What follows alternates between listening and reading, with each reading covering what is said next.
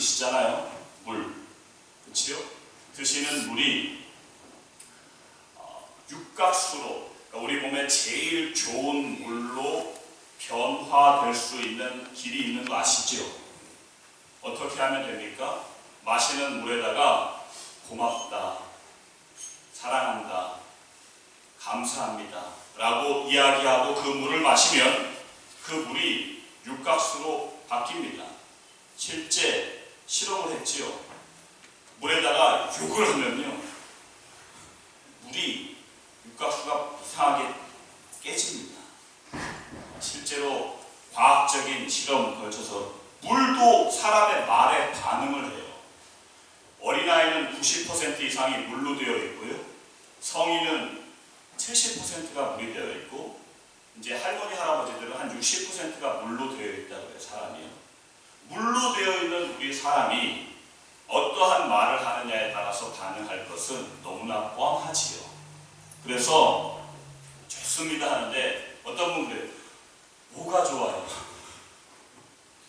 좋은 게 없는데 건강도 자꾸 나빠지는 것 같고, 사업도 그렇고, 직장도, 학업도, 자녀도, 이 땅에 살면서 내 생각과 내 뜻대로 잘 되지 않는데, 환경과 조건도 별로 안 좋은데 뭐가 좋습니다라고 이야기합니까? 그 앞뒤가 안 맞잖아요. 하실지 모르지만, 여러분, 비록 내 생각대로 그렇게 안 되는 게 너무 많더라도 나를 사랑하시고 나를 구원하시고 흑암의 깊음 중에 우리가 거한다고 할지라도 그 사랑의 하나님은 그 순간에도 우리와 함께 계시고 우리 곁에 계시고 우리 안에 내주하시기에 우리는 좋습니다. 그런 의미에서 좋습니다 하는 겁니다. 뭐 건강이 로또 당첨돼서 좋습니다 이게 아니고요. 무슨 말인지 아시겠죠? 그래서 이제 2013년부터는요 제가 말씀 시작하면 성경복도 끝나고 2013년은 이러면 어떻게 한다고요? 주님의 제자 세상의 빛 좋습니다. 그리고 말씀 연대를 나눌 겁니다. 여러분 그렇게 하실 거죠? 한번 연습해 볼까요? 자, 2013년이라고 생각하고요. 주님의 제자 세상의 빛입니다.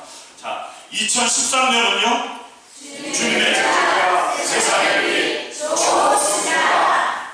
네, 할렐루야.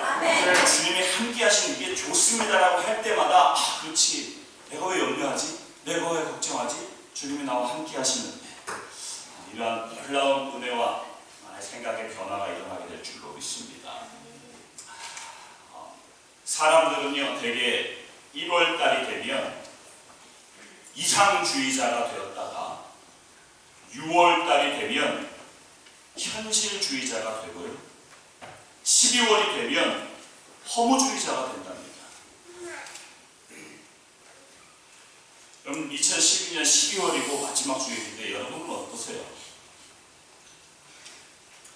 우리가 다 아닌 척하지만 약간의 정도의 차이일 뿐 모두가 다 비슷할 것입니다. 처음 1월달 시작할 때는 올 한 해는 신앙적으로 여러 가지 나의 삶에 이래야지 저래야지 하는 계획들이 하나하나 갈수록 물론 이루어지는 것도 있지만 성취되어지는 것도 있지만 그렇지 못하고 올해도 똑같구나 이런 것들 참 많지요. 언제나 확실한 것은 우리의 삶 가운데 주님의 말씀이고 그 말씀대로 행한 것뿐이라는 사실입니다. 중요한 것일수록 가짜가 많습니다. 진품은 모조품이 있게 마련이고요, 명품은 짝퉁이 있게 마련이지요.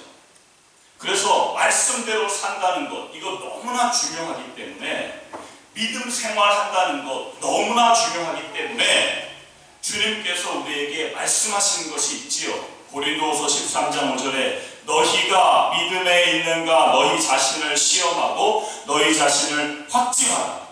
예수 그리스도께서 너희 안에 계신 줄을 너희가 스스로 알지 못하느냐? 그렇지 않으면 너희가 버리운 자니라. 이렇게 이야기합니다. 자동차도 타기 전에 계속 점검하고요, 여러분 통장의 잔고도 점검하고 카드를 사용합니다. 외출할 때, 여행할 때 날씨도 점검해야 합니다. 그런데 우리가 무엇보다도 점검해야 될 것은 내가 믿음에 있는가, 날마다 점검하라고 하나님의 말씀을 통해 우리에게 가르쳐 주시고 있습니다. 그래서 한 해를 마감하면서 우리의 믿음을 돌아본다는 것, 우리의 믿음을 점검한다는 것, 너무나 귀중한 일이지요. 믿음이 무엇입니까? 여러분, 믿음은요, 하나님의 말씀대로 예수 그리스도께서 우리 안에 계신 것, 예수님을 내 안에 영접하는 것. 어떤 모습으로요? 나 같은 죄인을 구원하시는 구주요, 그리고 나의 주인이 되시는 분으로 모셔드리는 것. 다르게 표현해보면요, 믿음은요, 하나님하고 나하고 어떠한 관계냐 라고 하는 것입니다. 하나님하고 나하고 어떠한 관계인가를 자꾸 점검하라고. 도대체 하나님이 나에게 어떠한 관계냐? 뒷부분에 계속 하나님이 나와 어떤 관계냐를 여러분 생각하시고 오늘 말씀을 좀 들으시면 좋겠습니다. 예수 그리스도 때문에 선포되고 듣고 깨달은 말씀으로 인해 내 생각과 가치관이 어떻게 변화되는가? 내가 어떠한 은혜를 받았는가? 그분이 나를 위해서 무엇을 하셨는가? 이것을 늘 점검하는 게 믿음의 점검이에요. 그래서 하나님과의 진짜 실질적인 관계가 진실의 관계, 사랑의 관계, 생명의 관계인지, 아니면 단순히 그냥 형식적인 관계인지, 종교적인 관계인지, 외식적인 관계인지, 오늘 성년주일에 이렇게 진실과 사랑과 생명의 관계로 회복되는 은혜가 있게 되기를 간절히 축원합니다. 오늘 설교의 제목을 감회의 품격, 오늘 이제 품격 마지막으로 같이 은혜를 나누려고 하는데, 여러분 감회라는 말을 아시죠? 아, 감회가 새로워. 저는 실제 감회가 새로운 게 무슨 말인지 정확하게 제가 몰라서 사전을 찾아봤습니다. 그랬더니 감회가 새롭다라는 말이 느낄 감, 품을 회라고 하는 단어를 써서 과거를 생각할 때 느껴지는 회포라고 그렇게 표현되어 있어요. 그게 무슨 뜻인가 또 보니까 단순하게 과거를 생각해서 그냥 단순한 생각들이 아니라 이를테면 고향 생각, 우리 미국에서 사시는 분들 고향 생각, 뭔가 좀 찡합니까? 돌아가신 부모님,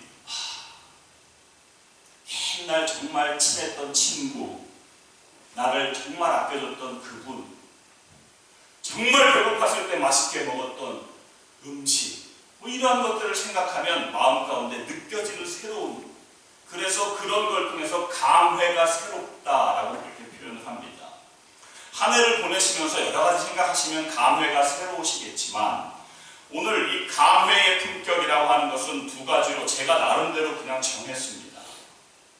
그 감회는요, 감사와 회개의 품격.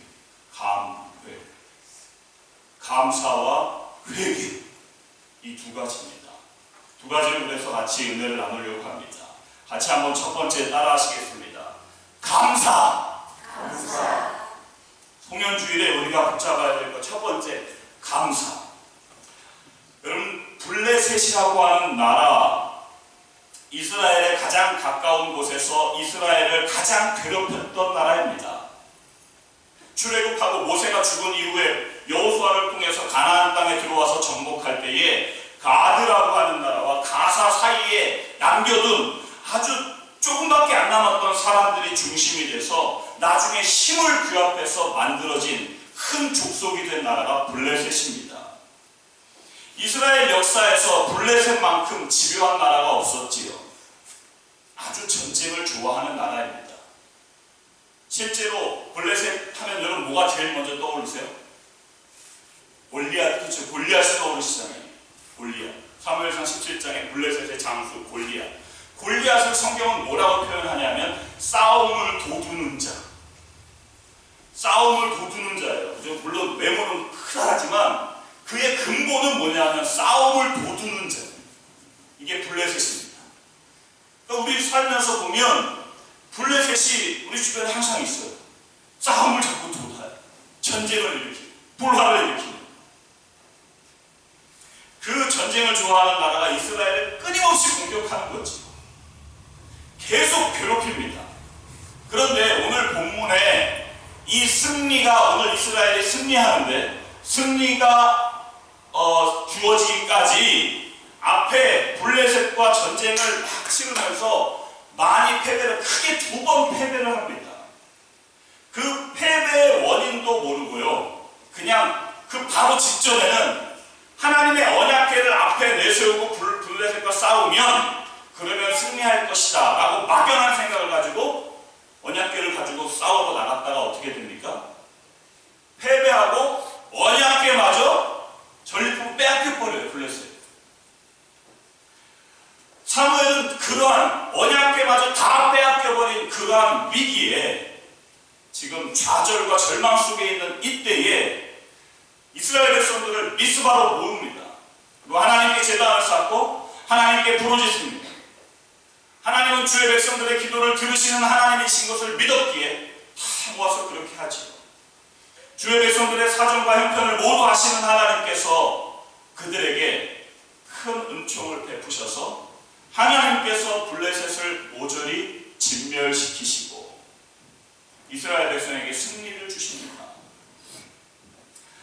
그 승리 이후에 사무엘은 그 하나님께서 블레셋을 진멸하신 그 은혜 너무 감사해서 돌을 주었다 그래요. 그리고 미스바와 센 사이에 기념비를 세워놓고 거기 이름을 뭐라고 불렀다고요? 에벤에셀이라고 하면서 하나님께 감사했다. 이게 오늘 같이 읽은 사무엘상 7장 12절이에요. 그 에벤에셀이라는 말의 뜻은 바로 여호와께서 여기까지 우리를 도우셨다 라고 하는 뜻이에요. 송년주일에 우리 사랑하는 선교 가족들 모두가 이러한 고백이 있게 되기를 간절히 바랍니다. 하나님께서 여기까지 2012년 마지막 주일까지 하나님께서 우리를 도우셨습니다 라고 하는 고백이 우리의 마음 가운데 터져 나오게 되기를 간절히 바랍니다. 여러분, 이것이 왜 중요하냐면요, 이스라엘 백성들이 그렇게 에벤에셀 하나님 그렇게 고백하며 감사를 했더니 성경에 오늘같이 읽진 않았지만 놀라운 은혜가 확 또 주어져요.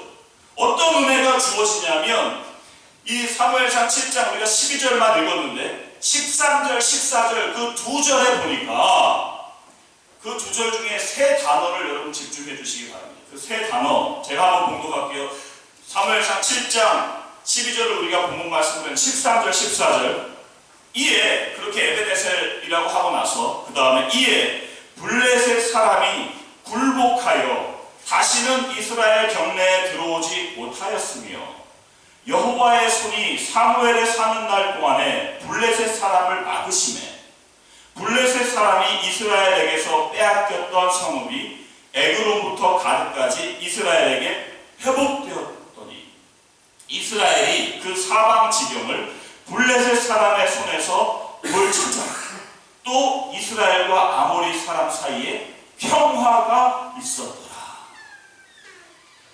3 단어에 주목해보세요. 하나님께 에벤에셀이라고 감사하며 하나님이 여기까지 우리를 도우셨습니다. 그렇게 했더니 그 다음에 하나님께서 그 괴롭혔던 블레셋을 어떻게 하셨다고요?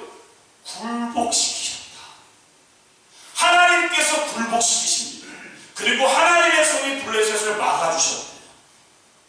그리고 무너졌던 그러한 관계 하나님께서 회복시키십니다.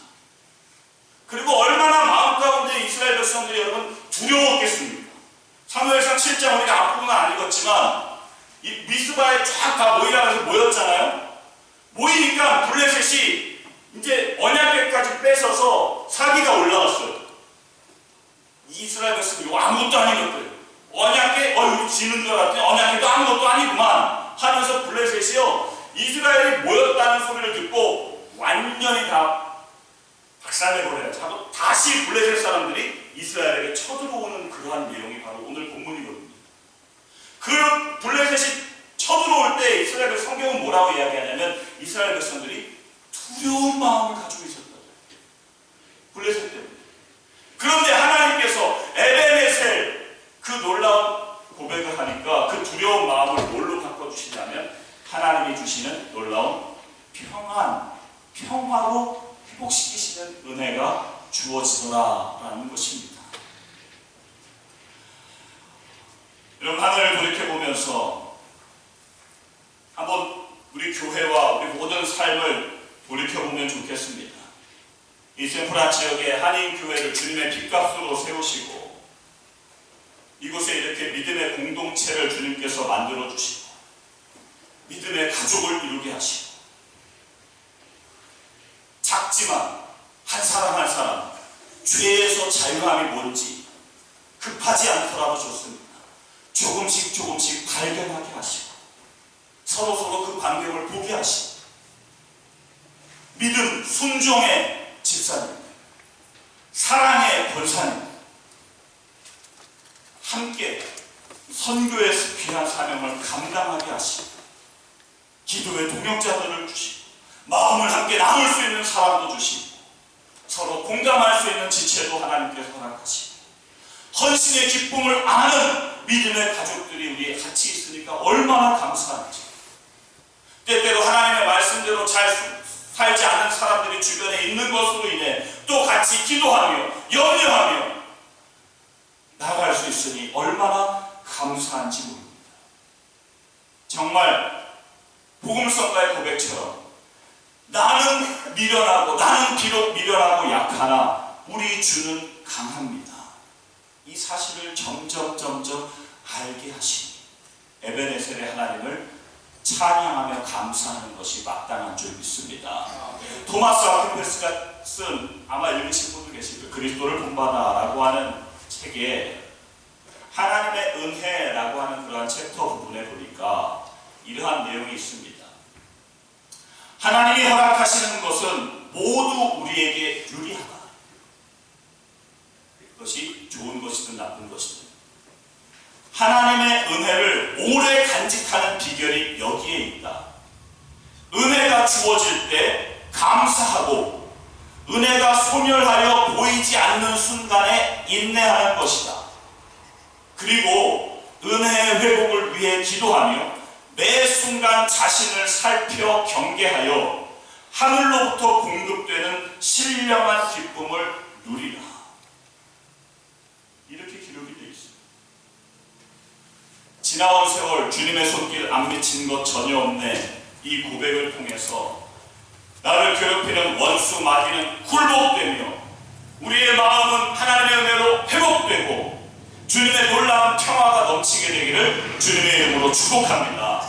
이렇게 감사. 두 번째, 같이 따라하시겠습니다. 회개. 감회의 품격. 두 번째, 회개. 본문의 이스라엘 백성들이 전쟁의 패배로 인해서 미스바에 모인 것은 바로 하나님 앞에 철저히 회개한 것입니다. 모여서 뭐 했냐면 회개했어요. 하나님이 왜 역사하셨냐면 하나님의 백성들이 뭘 하는가 하나님께서는 정확히 아시거든요. 3절에서 6절 말씀에 보니까 이러한 말씀이 있습니다. 사무엘이 이스라엘 온 족속에게 일러 가로되 너희가 전심으로 여호와께 돌아오려거든 이방신과 아스다롯을 너희 중에서 제하고 너희 마음을 여호와께로 향하여 그만 섬기라. 너희를 블레셋 사람의 손에서 건져내리라.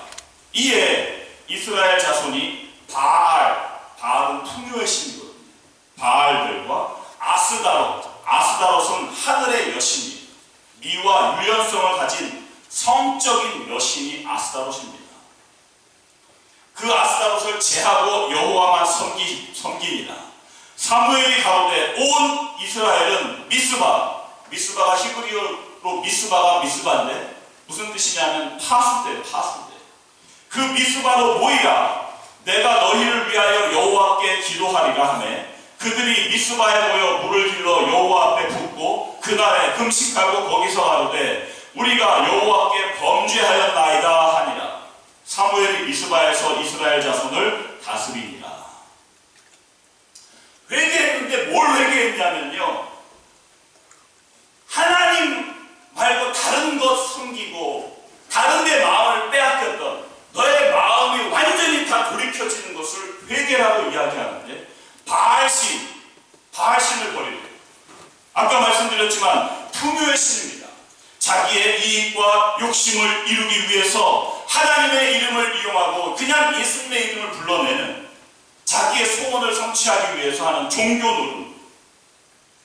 아스다로 세속적인 가치지요. 성적인 것. 이 세속적인 가치를 합리화하고 영적인 음란함, 이것을 깨닫고 버리는 것입니다. 돌이키는 것. 이게 회개라는 사실입니다. 여러분, 10계명에서 첫 번째 계명이 뭐예요? 첫 번째 계명이 네, 나 외에는 다른 신을 섬기지 말라. 그죠? 여러분, 너는 나 외에는 다른 신을 섬기지 말라. 그러면 다른 신이 있다는 소리예요? 하나님이 다른 신을 인정한 겁니까? 하나님이 나 외에는 다른 신을 섬기지 마. 이게 그럼 다른 신이 있다는 소리입니까? 다른 신은 없어요, 여러분. 속지 마세요. 그 말씀의 의미를 여러분 잘 들어보세요. 그 10계명의 1계명의 정확한 의미가 뭐냐면, 너는 나를 다른 신으로 섬기지 말라. 하나님을 바알로 섬기는 사람이 있다라는 거예요. 하나님을 아스타로스로 섬기는 사람이 있다라는 거예요. 이해가 됐어요? 하나님을 하나님으로 섬기지 않고 하나님을 자기의 유익을 그냥 자기의 풍요를 채워주는 바알 신으로 섬기지 말라는 거예요. 다른 신은 세상에 없어요. 오직 유일신, 하나님만 참 신이십니다.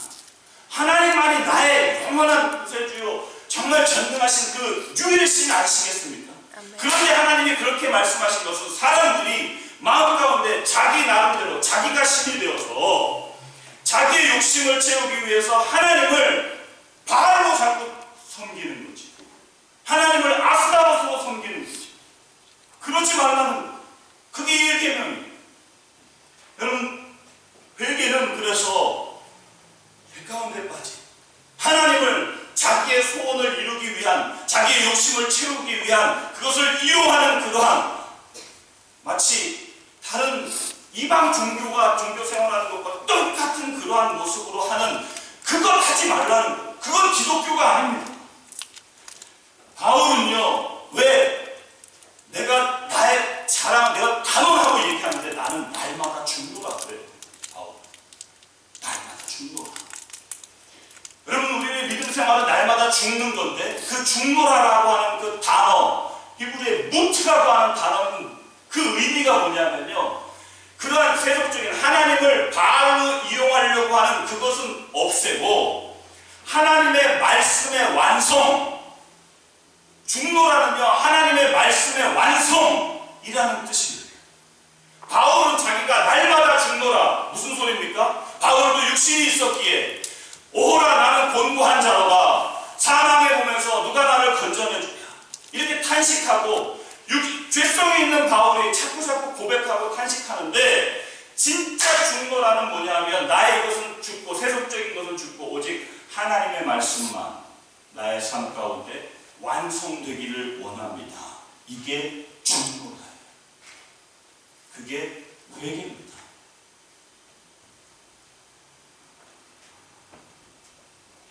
에베네셀 하나님, 그렇게 철저히 하나님께 나의 하나님을 정말 하나님으로 알고 나의 구원주, 은혜의 하나님, 사랑의 하나님, 그래서 그 은혜를 깨달으면 죽었던 나를 살려주시는 것, 이게 실제가 되면 밭에 감추어진 보화를 찾는 것처럼 정말 기뻐하고 돌아가서 모든 것이 여기에 있구나, 이 나의 가치와 소망이 이거구나라고 깨닫는 사람, 이게 놀라운 에베네셀의 하나님을 찬양하는 것. 그래서 그분을 100% 신뢰하고 그분을 100% 의지하게 되는 것, 이게 에베네셀의 하나님입니다.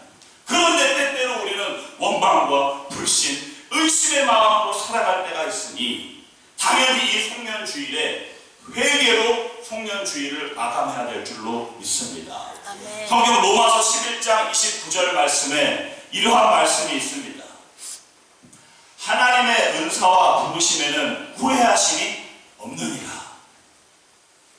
하나님의 은사와 부르심에는 후회하심이 없느니라. 여러분, 굉장히 중요한 말씀입니다. 하나님을 의지하고 하나님을 신뢰하는 데 있어서 굉장히 중요한 말씀. 여러분 보세요.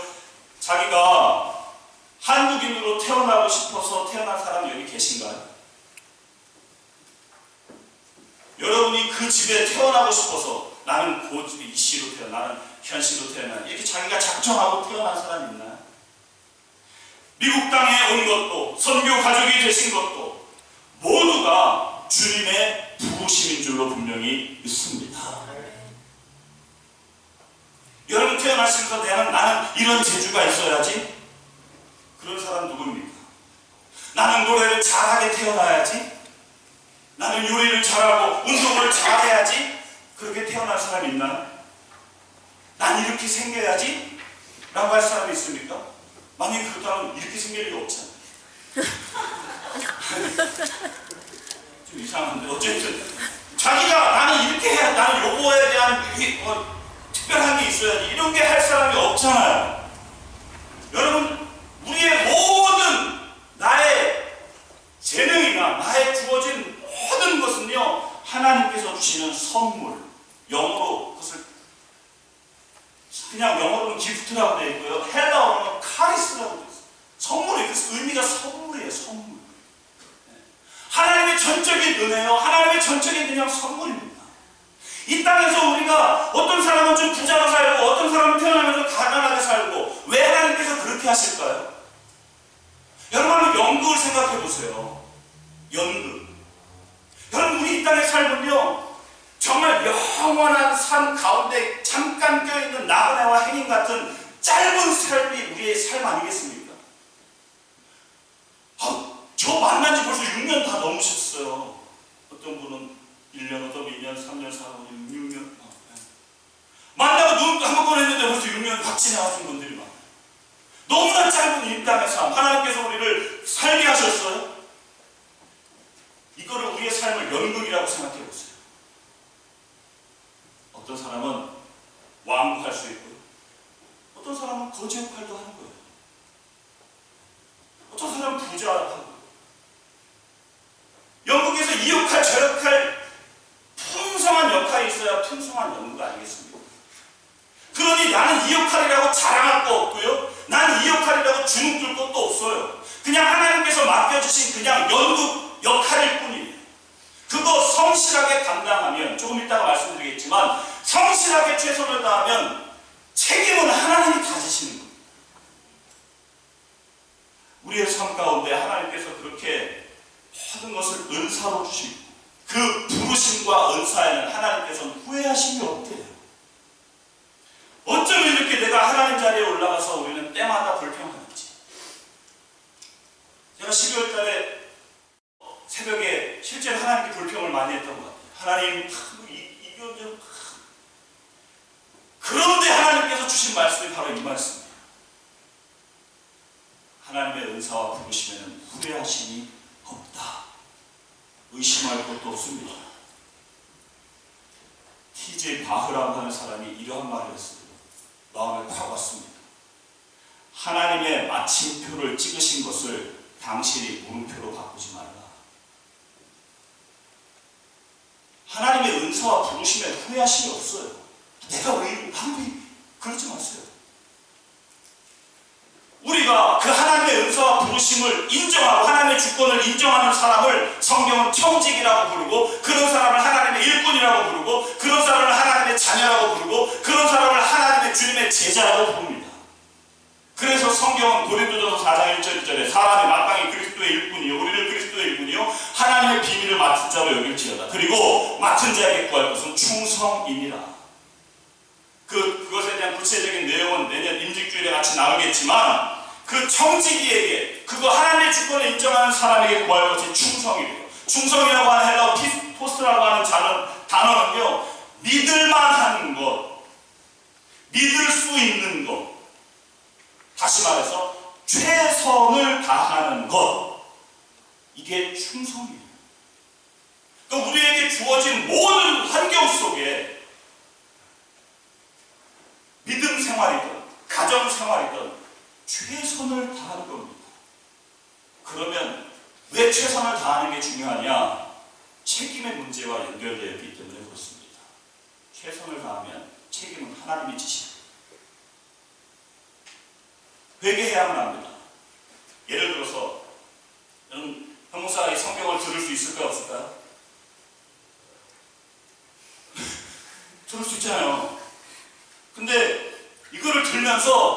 제가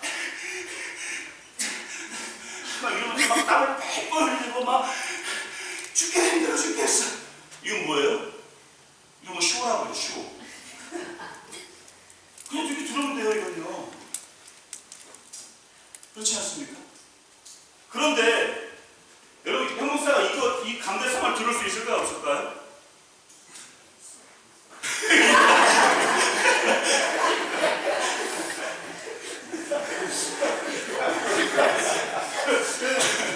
네, 아니, 제가요, 한번 들어봤어요. 들리더라고요.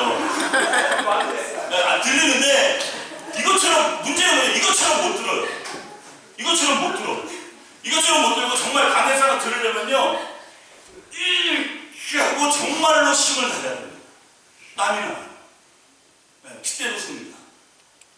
여러분, 충성은 뭐냐면요, 이거 들으면서 쇼, 이거 충성이 아니에요. 나에게 주어진 것을 정말 최선을 다해서 땀 흘리고, 그러면 책임은 하나님의 짓이에요. 이게 모든 삶에서 다 그렇습니다. 여러분이 쇼하지 말고요, 주어진 모든 것에서 최선을 다하는 것, 그렇게 하지 않았던 모든 것을 우리는 회개해야 합니다. 돌이켜야 됩니다. 하나님을 나의 그냥 소원을 이루는 바알, 아스다로스로 섬겼던 것을 철저히 버리셔야만 합니다. 교회는 그런 곳이 아닙니다. 교회는 정말 하나님을 나의 은혜의 하나님, 나의 구원의 하나님으로 만나는 곳이 교회입니다. 그렇게 모두 만나서 그런 사람이, 여러분, 예수님이 12명을 그런 사람을 만들었잖아요. 그러면 예수님 세계를 뒤집으셨는데, 우리 선교 가족 12명 훨씬 넘어요. 내년도에 올해 이제 마감하면서 하나님, 진짜 그 하나님을 만나고 그 은혜의 하나님으로 내가 받아들이고 그 믿음의 역사, 감사와 회개가 있는 그 감회의 품격으로 하나님 원하시고 주님의 제자로 하나님 살기를 원합니다. 이러한 결단으로 올 한 해를 마감하셔서 주님의 몸된 교회를 통하여서 정말 믿음의 놀라운 역사가 흘러가는 귀한 사명 감당하는 우리 선교 가족들 다 되시기를 주님의 이름으로 축원합니다. 네. 말씀을 이제 마감하면서 오늘 에베네셀의 하나님, 우리 찬양단 나오시고 같이 우리 찬양하면서 오늘 마치도록 하겠습니다. 에베네셀 하나님, 하나님 여기까지 우리를 도우셨습니다. 하나님 이제 정말 장래에도 우리를 인도하시고 여기까지 하신 주님을 찬양합니다. 주님을 더 바라봅니다. 앞에 보시면 우리 에베네셀 하나님 가사 있거든요. 우리 에베네셀 하나님을 같이 찬양하며 우리 감사하고 회개하는